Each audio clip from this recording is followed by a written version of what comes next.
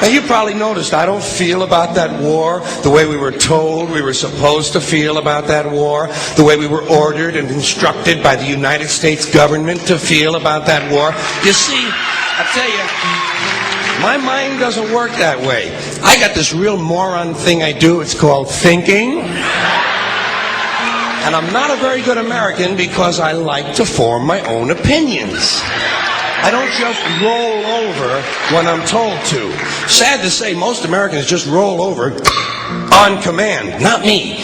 I have certain rules I live by. My first rule, I don't believe anything the government tells me. Nothing. Zero. Nope.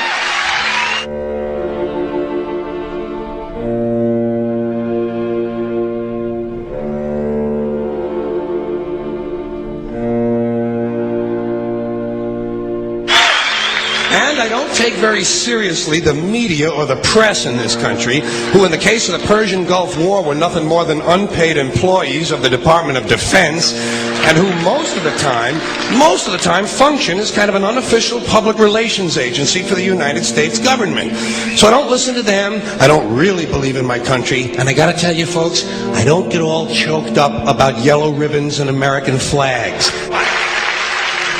Now, to balance the scale, I'd like to talk about some things that bring us together. Things that point out our similarities instead of our differences. Because that's all you ever hear about in this country is our differences. That's all the media and the politicians are ever talking about, the things that separate us, things that make us different from one another.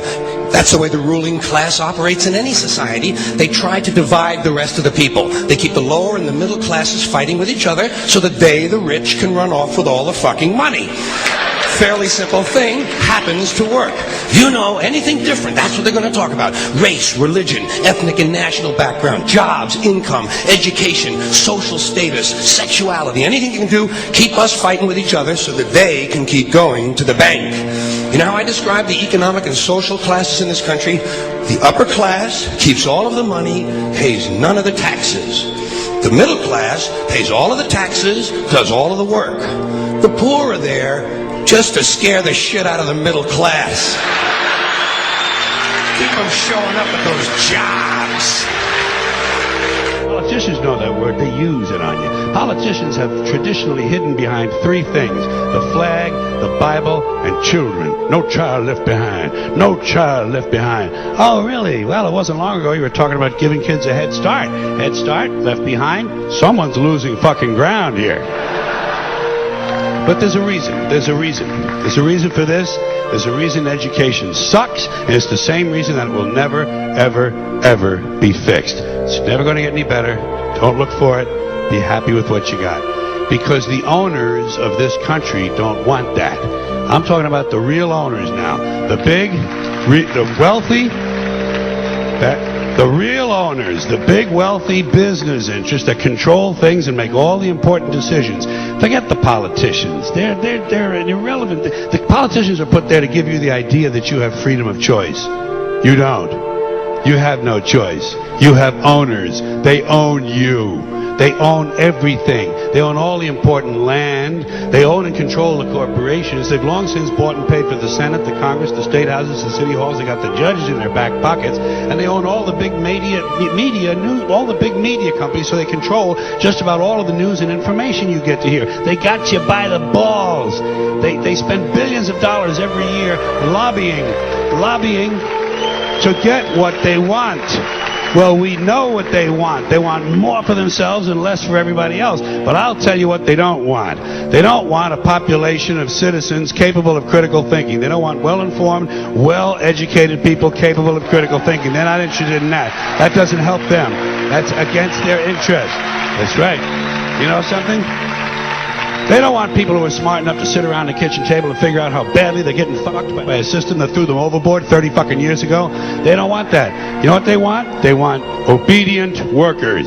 Obedient workers, people who are just smart enough to run the machines and do the paperwork and just dumb enough to passively accept all these increasingly shittier jobs with the lower pay, the longer hours, the reduced benefits, the end of overtime, and the vanishing pension that disappears the minute you go to collect it. And now they're coming for your Social Security money. They want your fucking retirement money. They want it back so they can give it to their criminal friends on Wall Street. And you know something? They'll get it. They'll get it all from you sooner or later because they own this fucking place. It's a big club, and you ain't in it.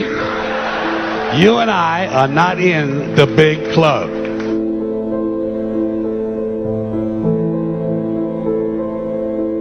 The greatest form of control is where you think you're free when you're being fundamentally manipulated and dictated to.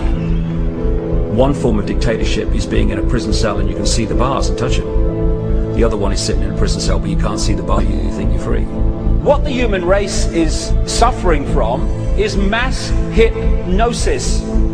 We are being hypnotized by people like this. Newsreaders, politicians, teachers, lecturers. We are in a country and in a world that is being run by unbelievably sick people. The chasm between what we're told is going on and what is really going on is absolutely enormous. The greatest hypnotist on planet Earth is a oblong box in the corner of the room. It is constantly telling us what to believe is real. Historically, the control and manipulation of political opinion has been the Freemasons' main weapon in gaining control of countries and states. Once in control of the rulers and politicians of a country, laws and political structures could be changed in accordance with their agenda. However, since restricting the body does not necessarily mean restricting the mind, the Freemason recognizes that their plan for a global government hinges completely on subduing the masses to their agenda, and thus eliminating opposition to their cause. And the greatest threat to their plan, posing more danger than any army or law, is the threat of a free-thinking mind.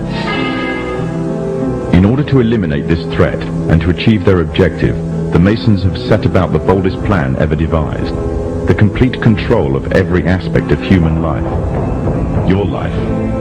And the weapons they are using against you are in your very homes, entertaining you and your children, and gradually indoctrinating you without you even realizing.